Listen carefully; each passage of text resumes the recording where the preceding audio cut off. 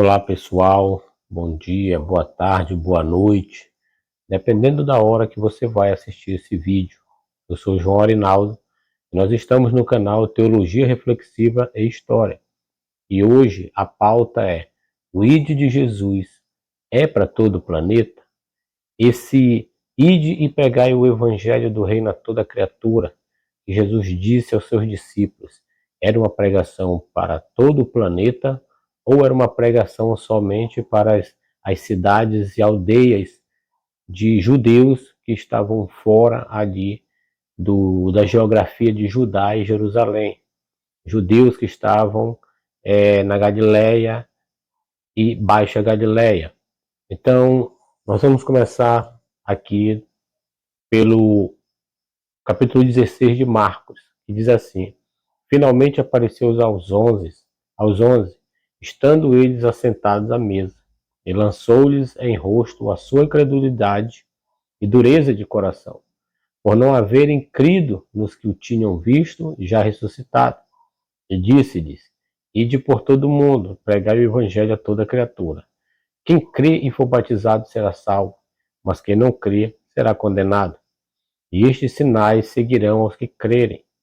Em meu nome expulsarão os demônios, falarão novas línguas, pegarão nas serpentes, e se beberem alguma coisa mortífera, não lhes fará dano algum, e porão as mãos sobre os enfermos e os sararão. O que muitas pessoas não sabem, a grande maioria esmagadora, né, que estão dentro das chamadas instituições religiosas, é que essa passagem de Marcos, ela não faz parte dos melhores manuscritos gregos, né, que temos. E um desses manuscritos é o Codex Sinaíticos. O Codex Sinaíticos é um conjunto de papiros, né, costurados em forma de um livro. A gente pode dizer que é uma das primeiras Bíblias. E o Codex Sinaítico, ele é do quarto século. Ele foi achado por Constantino von Schindorf, né, no monastério de Santa Catarina, no Sinai. Por isso que ele tem o nome de Sinaíticos. E é muito interessante que o Tischendorf ele acha esse códex justamente dentro de uma lata de lixo. Ou seja, jogaram ele dentro de uma lata de lixo, né, como se fosse uma escrita que não tinha muito valor, vamos dizer assim, né? E esse lance de Bíblia Sagrada, como muitas vezes a gente vê aí, né, em muitas Bíblias, ela passou a ter esse nome muito recente, porque para aqueles que estavam escrevendo ou recopiando, né, que nós chamamos ali de escribas, redatores, aparentemente a gente observa que isso não tinha uma conotação de sagrado, mas apenas uma escrita usada para controle social, político e religioso, né, pela parte de Roma, ali nas comunidades onde a Roma imperava, inclusive a Judéia era uma dessas comunidades. E aqui nós temos o livro de Marcos, capítulo 16, que termina no versículo 8, ou seja, nós não temos essa forma alongada do versículo 9 até o 20, né?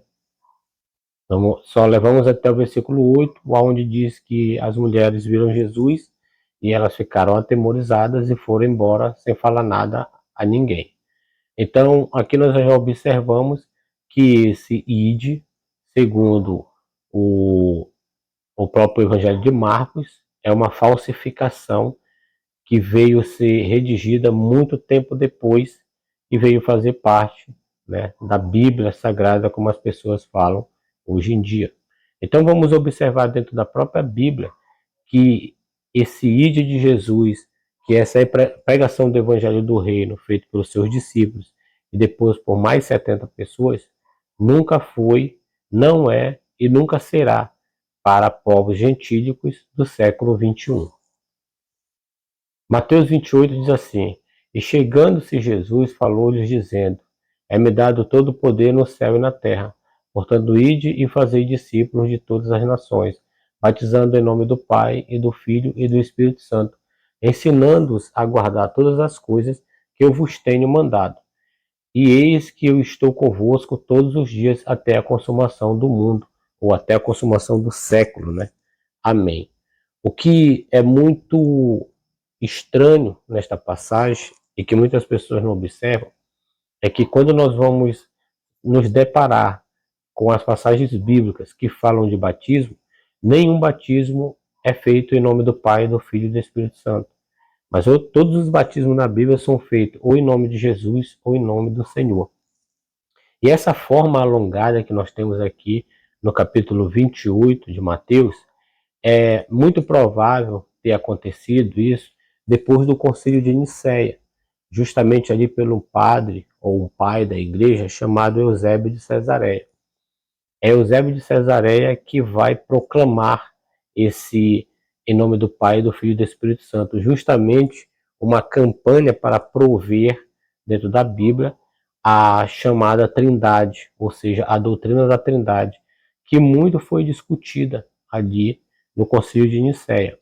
E antes do Concílio de Nicéia, o Eusébio de Cesareia ele não tinha essa visão de que era em nome do Pai, do Filho e do Espírito Santo. Mas alguns manuscritos traz somente ide e batizai-os, né? Então, depois do Concílio de Nicéia, esse mesmo pai da igreja, ele escreveu mais de 17 vezes essa versão, em nome do Pai, do Filho e do Espírito Santo. Então, é muito provável que este alongamento do Evangelho de Mateus tenha sido feito por ele, até porque nos anais que falam de Constantino, que foi um imperador católico, né, ali do quarto século, é que ele pediu para Eusébio de Cesareia copiar 50 cópias da Bíblia, né, e distribuir às comunidades. Isso que eu estou falando está no livro A História de Constantino, né? Eu não estou lembrando agora o capítulo e a linha, mas está lá na História de Constantino, onde ele pede para Eusébio de Cesareia escrever 50 Bíblias. E essas Bíblias seriam o livro do livro, né? Que seriam pregados nas comunidades que estavam ali debaixo do poder dos romanos. Aqui em Mateus 10 diz assim: E chamando os seus 12 discípulos, deu-lhes poder sobre os espíritos imundos, para o expulsarem, e para curarem todas as enfermidades de todo o mal. Ora, os nomes dos 12 apóstolos são estes: o primeiro, Simão, chamado Pedro; André, seu irmão Tiago, filho de Zebedeu; e João, seu irmão; Filipe e Bartolomeu; Tomé e Mateus, o publicano; Tiago, filho de Alfeu, e Lebeu, apelidado de Tadeu; Simão, o cananita; e Judas Iscariotes, aquele que o traiu. Jesus enviou estes 12 e lhes ordenou, dizendo: Não ireis pelo caminho dos gentios, nem entrareis na cidade de samaritanos, mas ide antes as ovelhas perdidas da casa de Israel. E indo, pregai dizendo: É chegado o reino dos céus. Curai os enfermos, limpai os leprosos, ressuscitai os mortos, expulsai os demônios. De graça recebestes, de graça dai. Ou seja, Jesus manda seus 12 discípulos pregar o evangelho do reino, que era seguido de milagres, de curas, de exorcismo e também ali com ressurreição de mortos. Ou seja, esse evangelho do reino, ele é pregado, mas ele é evidenciado através das curas, através do poder miraculoso no qual tem este evangelho. E este evangelho não poderia ser pregado para povos gentílicos, ou seja, para povos que não fossem judeus, e muito menos aos samaritanos, mas que eles deveriam ir primeiro e ir inteiramente aos judeus, né, que estavam fora de Jerusalém e fora de toda aquela geografia de Judá. Judeus que estavam ali na Alta Galileia e Baixa Galileia e que precisavam ser evangelizados pelo Evangelho do Reino. Lembrando que Jesus prega o Evangelho do Reino, o Evangelho que é seguido de milagres, e não o Evangelho da graça, segundo Paulo. Então Jesus fala: Ide e pregai o Evangelho, mas não aos gentios e nem aos samaritanos, né? Mas ide somente às ovelhas perdidas da casa de Israel. Por que as ovelhas perdidas da casa de Israel? Justamente esses judeus que estavam também na diáspora, que estavam ali de alguma forma espalhados em cidades e vilas que estavam fora da Judéia e fora de Jerusalém. Quando, pois, vos perseguirem nesta cidade, fugi para outra, porque em verdade vos digo que não acabareis de percorrer as cidades de Israel, sem que venha o Filho do Homem. Não é o discípulo mais do que o mestre, nem o servo maior mais do que o seu senhor. Basta o discípulo ser como o seu mestre, e ao servo como o seu senhor. Se chamaram Beelzebu ao pai de família, quanto mais aos seus domésticos. Portanto, não os temais, porque nada há encoberto que não haja de se revelar-se, nem oculto que não haja de saber-se. O que vos digo em trevas, dizei-o em luz, e o que escutais ao ouvido, pregai sobre os telhados. Ou seja, Jesus está dizendo que eles deveriam percorrer todas aquelas cidades, aquelas vilas, né, que estão ali fora da geografia de Judá e Jerusalém, mas que faziam parte, né, de Israel. Ou seja, vilas e cidades da Alta e Baixa Galileia, como nós vamos chegar já já lá. E depois disto, né, Lucas 10, designou o Senhor ainda outros 70 e mandou-os adiante de sua face, de dois em dois, e todas as cidades e lugares onde eles haviam de ir. E dizia-lhes: grande é, em verdade, a ceifa, mas os obreiros são poucos. Rogai, pois, ao Senhor da ceifa, que envie obreiros para a sua colheita. Ide, e eis que vos mando como cordeiros ao meio de lobos. Não leveis nem bolsa, nem alforje, nem sandálias, e a ninguém saudeis pelo caminho. E em qualquer casa onde entrardes, dizei primeiro: paz seja nesta casa. E se ali houver algum filho da paz, repousará sobre ele a vossa paz.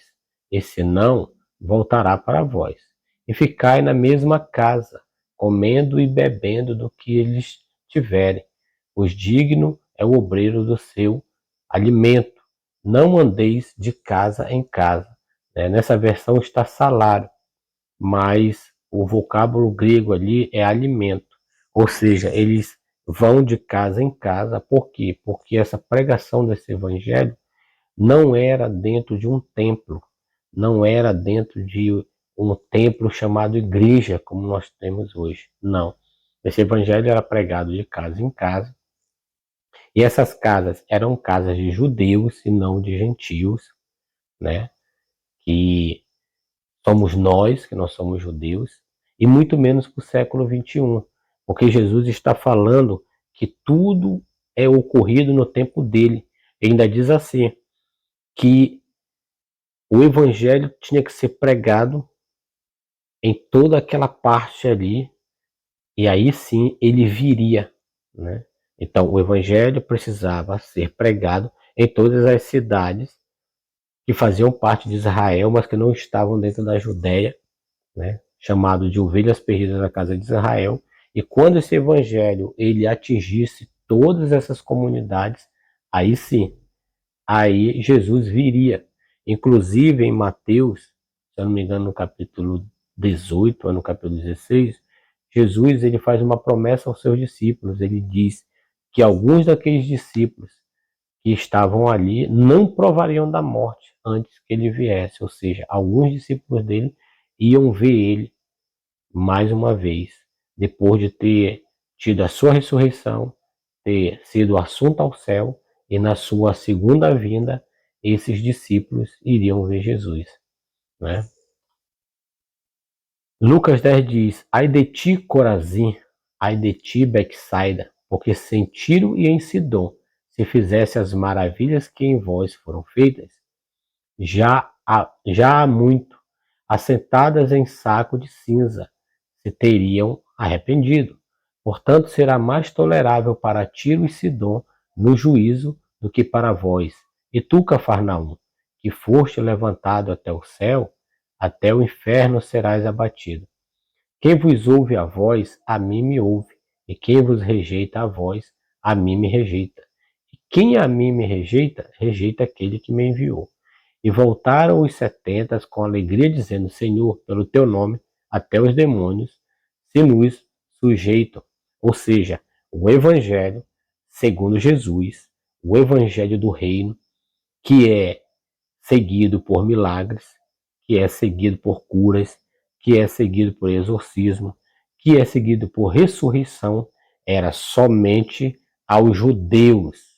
Nunca foi designado para povo gentílico e muito menos no século XXI no Brasil ou dentro das chamadas igrejas, que são mais conhecidas mesmo como empresas que conseguem movimentar bilhões de reais no nosso país, enquanto muitas das pessoas que estão dentro dessas chamadas igrejas estão passando necessidade. Então aqui eu vim trazer, através da própria Bíblia, que isso não foi escrito para nós, que esse evangelho não é anunciado e nunca passou na cabeça de Jesus que seus discípulos deveriam atravessar o continente para chegar até outros continentes e pregar esse evangelho.